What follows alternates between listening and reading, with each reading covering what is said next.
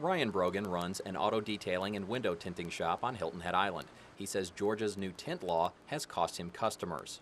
I've also had some customers come through and actually strip the film that was on there and go with what would be considered legal in Georgia because of their concerns. Ryan Brogan says an old rule of thumb in South Carolina is to put your driver's license up to the window, and if you can clearly read it, then legally the tinting is not too dark. You can clearly see all the information you need to.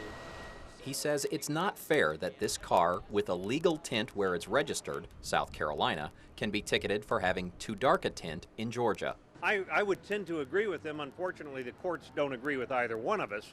State Representative Calvin Hill of Canton authored Georgia's new window tinting law. He says it comes down to safety. The concept is if it's unsafe for a Georgia resident to drive a vehicle on the roads, then it's unsafe for anybody to drive the vehicle on the roads. Ryan Brogan would like to see the law changed again.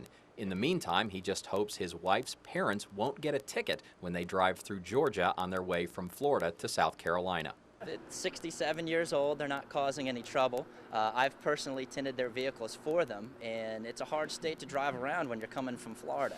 On Hilton Head Island, Paul Floeckher, WSAV News 3.